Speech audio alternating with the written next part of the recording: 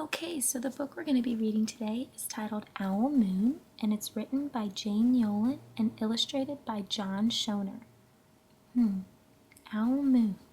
I wonder what that could be about. Let's read on and see. And it looks like we have a little dedication here. Looks like the author Jane Yolen wrote, "For my husband David, who took all of our children owling."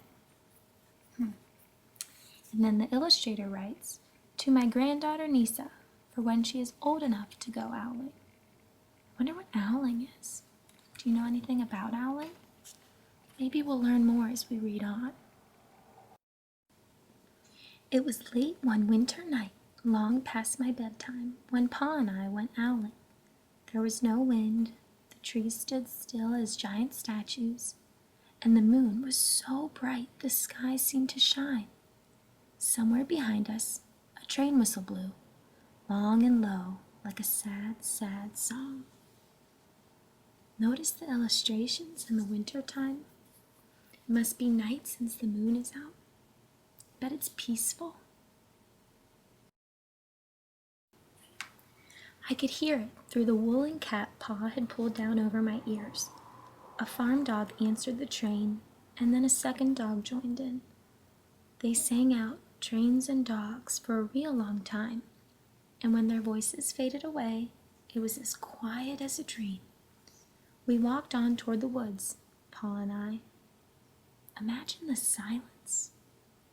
Where's your quiet place? Where do you like to go when you just need a little quiet, peaceful, alone time?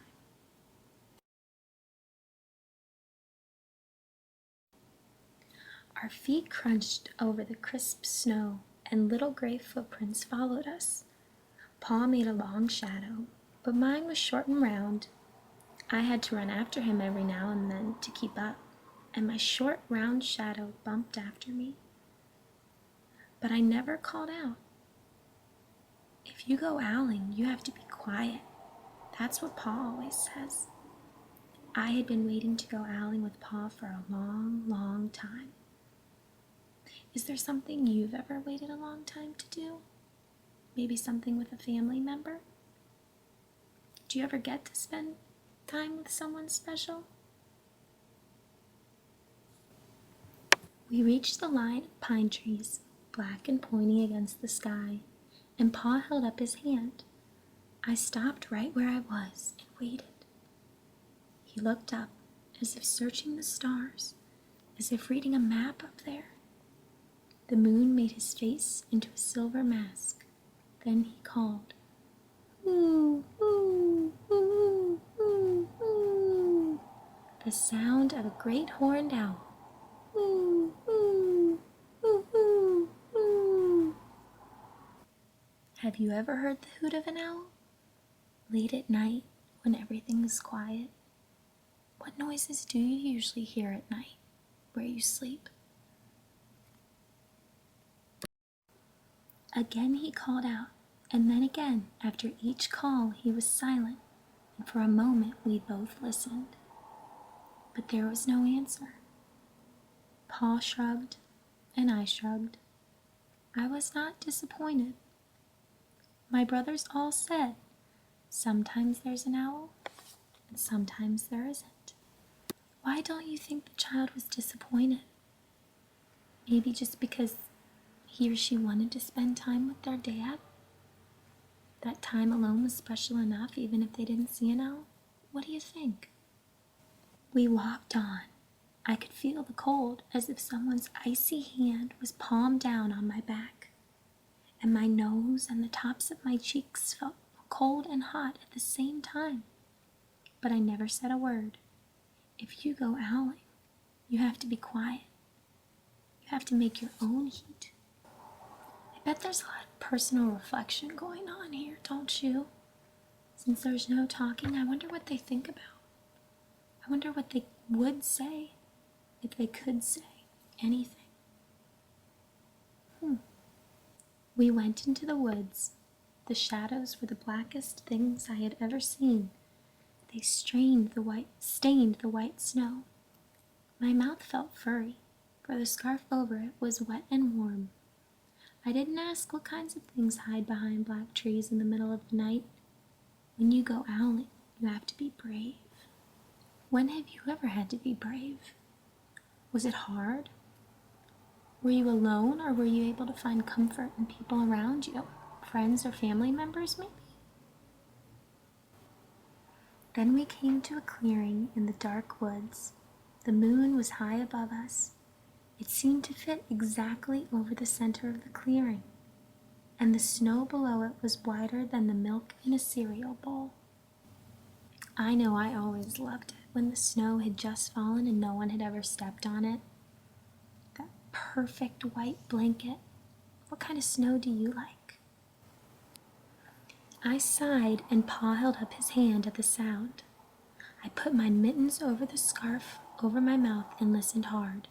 And then Pa called, "Hoo, hoo, hoo, hoo, hoo, hoo, hoo, hoo, hoo." I listened, and I looked so hard my ears hurt and my eyes got cloudy with the cold.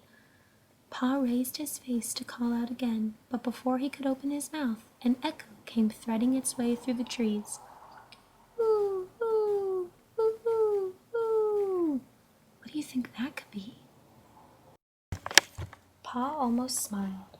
Then he called back, "Hoo, hoo, hoo, hoo, hoo, hoo," just as if he and the owl were talking about supper, or about the woods, or the moon, or the cold.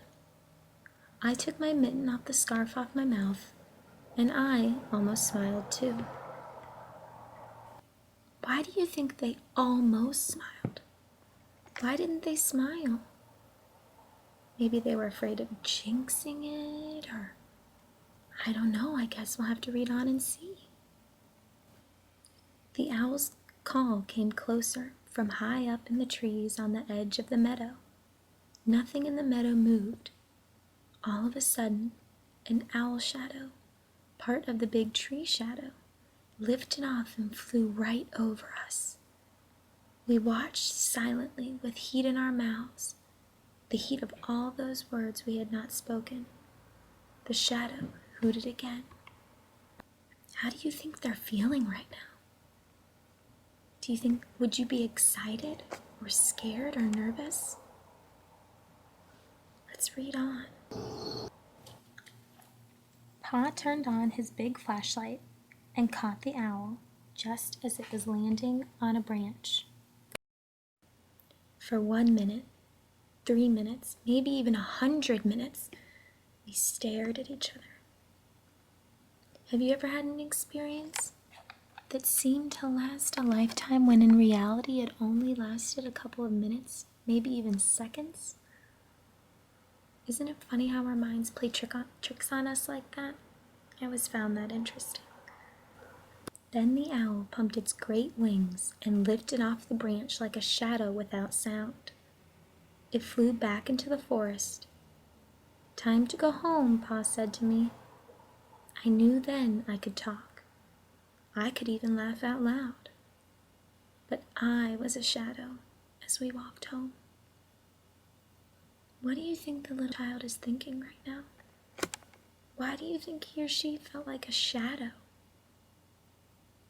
How do you think you would feel in that situation if something so amazing had just happened to you? When you go owling, you don't need words, or warm, or anything but hope. That's what Pa says. The kind of hope that flies on silent wings under a shining owl moon. What kind of things do you hope for? Do you think this little child got what they hoped for? And that's the end of our story.